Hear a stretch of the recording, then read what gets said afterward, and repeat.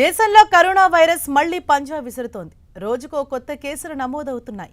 దేశవ్యాప్తంగా ఇప్పటివరకు 3,395 active corona కేసులు నమోదయ్యాయి. మే 22న దేశంలో 257 యాక్టివ్ కేసులు ఉండగా ఆ సంఖ్య మే 26 నాటికి 1010కి చేరాయి. ఇప్పుడు ఆ సంఖ్య 3,395కి చేరుకుంది. ఈ లెక్కలు చూస్తుంటేనే అర్థమవుతోంది వైరస్ మళ్లీ చాప కింద నీరులా పాకుతోందని. గడిచిన 24 గంటల వ్యవధిలో కొత్తగా 685 మందిని ఈ రాకాసి వైరస్ టచ్ చేసింది. మరోవైపు 4 ప్రాణాలను బలి తీసుకుంది. కేరళ, ఢిల్లీ, కర్ణాటక, ఉత్తరప్రదేశ్ రాష్ట్రాల్లో ఒక్కొక్కరు చొప్పున మొత్తం 4 వ్యక్తులు వైరస్కు బలయ్యారు. కేరళలో మహమ్మారి జెట్ స్పీడ్తో దూసుకెళ్తోంది. ఆ రాష్ట్రంలోనే అత్యధికంగా 1336 కేసులు నమోదయ్యాయి. ఆ తర్వాత మహారాష్ట్రలో 467, ఢిల్లీలో 375, గుజరాత్లో 265, కర్ణాటకలో 234, పశ్చిమ బెంగాల్లో 205, తమిళనాడులో 185, ఉత్తరప్రదేశ్లో 117 యాక్టివ్ కేసులు నమోదయ్యాయి. అయితే ప్రస్తుతం ఇన్ఫెక్షన్ల తీవ్రత తక్కువగా ఉందని, ఆందోళన చెందాల్సిన అవసరం లేదని నిపుణులు భరోసా ఇస్తున్నారు.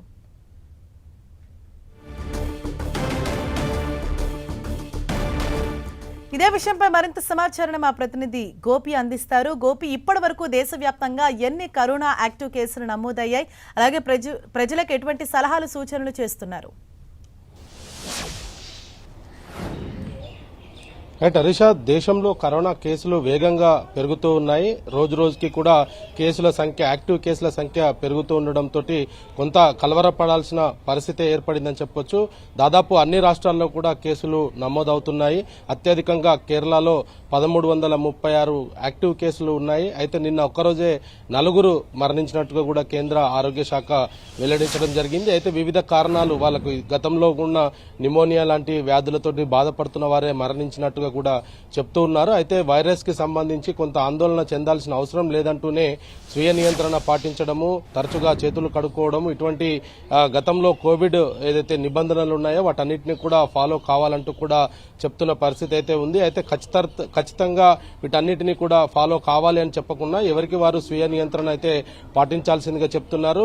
జన సమూహంలోకి వెళ్లేటప్పుడు తప్పనిసరిగా మాస్క్ ధరించాల్సిందే అనేది కూడా చెప్తున్నారు. అయితే కర్ణాటక ప్రభుత్వం దీనికి సంబంధించిన ఒక సర్క్యులర్ కూడా జారీ చేయడం జరిగింది. బహిరంగ ప్రదేశాలలో తుమ్మినప్పుడు లేదా దగ్గినప్పుడు కూడా తగు జాగ్రత్తలు పాటించాలి. అదేవిధంగా జన సమూహంలోకి వెళ్తున్న సమయంలో మాస్కులు ధరించాలంటూ, తరచుగా చేతులు కడుక్కోవాలంటూ కూడా కర్ణాటక ప్రభుత్వం ఒక సర్క్యులర్ కూడా జారీ చేయడం జరిగింది. కేసుల సంఖ్య రోజు రోజుకు పెరుగుతుండటంతో ఇటు బాధితుల సంఖ్య పెరగడము, అదేవిధంగా మరణాల సంఖ్య కూడా నమోదవుతుండటంతో కొంత ఆందోళన చెందుతున్న పరిస్థితి అయితే కనపడుతుంది. ఇప్పటికే అన్ని రాష్ట్రాల వైద్య ఆరోగ్య శాఖకు కీలక ఆదేశాలు కూడా జారీ చేయడం జరిగింది. కోవిడ్ కు సంబంధించిన ప్రత్యేక వార్డులను కూడా ఏర్పాటు చేసుకోవాల్సిందిగా కూడా కోరడం జరిగింది.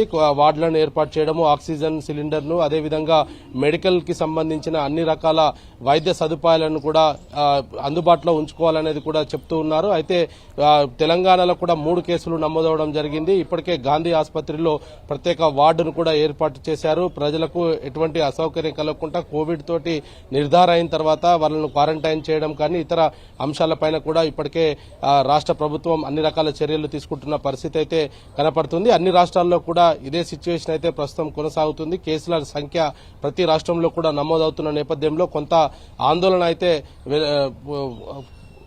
చెందుతున్న పరిస్థితి అయితే కనపడుతుంది. ముఖ్యంగా లాక్డౌన్ లాంటివి మళ్లీ వస్తాయన్న భయం మాత్రం ప్రజల్లో కొంత అయితే ఉన్నది. Harisha, thank you Gopi.